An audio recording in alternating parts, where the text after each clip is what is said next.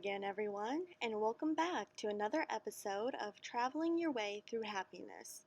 Today, we travel across the globe to a country that is surrounded by the South Atlantic Ocean in the west and the Indian Ocean in the east. That country is South Africa, and the philosophical concept we'll be discussing is Ubuntu. South Africa is best known as the Rainbow Nation due to its mix of cultures and people living across the country. South Africa is such a diverse nation where an incredible 11 different languages are spoken. This country was also home to South Africa's first democratically elected president, the late Nelson Mandela. Ubuntu is a Zulu proverb that says, I am a person through other people. My humanity is tied to yours. There are related words in many sub-Saharan African cultures and languages, and the word Ubuntu is now widely known and used outside of South Africa. Ubuntu is a foreign concept also meaning, I am because you are. It embraces the idea that humans cannot exist in isolation. We depend on connection, community, and caring. Simply, we cannot be without each other. This philosophy requires a conscious shift in how we think about ourselves and others, especially at a time when our nation is more divided than ever. It speaks to the fact that we are all connected and that one can only grow and progress through the growth and progression of others. Another meaning of Ubuntu is correct behavior, but correct in this sense is defined by a person's relations with other people.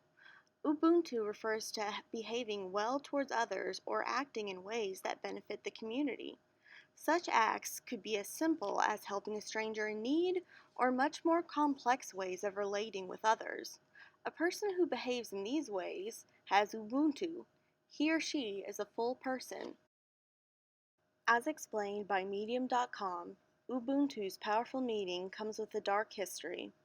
The ancient African concept was adapted into a philosophy in post-apartheid South Africa, a place that is still recovering from a long period of political, economic, and cultural turmoil that left highly divided and unequal social systems. The philosophy developed as a way to overcome these tensions plaguing the society. By focusing on the humanness of each individual, whether victims or perpetrators, South Africans aim to come closer to creating a democratic country. At its core, Ubuntu is about collective humanity. Ubuntu became known in the West largely through the writings of Desmond Tutu, the Archbishop of Cape Town who was a leader of the anti-apartheid movement and who won the Nobel Peace Prize for his work.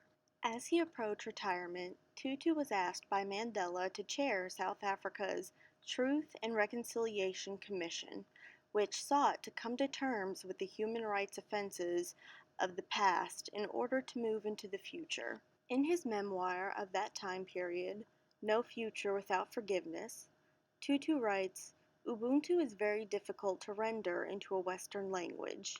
It speaks of the very essence of being human. When we want to give high praise to someone, we say, You, Ubuntu. Hey so-and-so has Ubuntu. Then you are generous, you are hospitable, you are friendly and caring and compassionate. You share what you have. It is to say, my humanity is inextricably bound up in yours. We belong in a bundle of life. Ubuntu is a reminder that no one is an island. Every single thing that you do, good or bad, has an effect on your family, friends, and society. It also reminds us that we need to think twice about the choices we want to make and the kind of impact they may have on others. Available to check out at Euless Public Library are the books Everyday Ubuntu, Living Better Together the African Way by Mungi Nomane, and The Lessons of Ubuntu, How an African Philosophy Can Inspire Racial Healing in America by Mark Mathabane. Thanks for traveling with me, everyone. See you next time.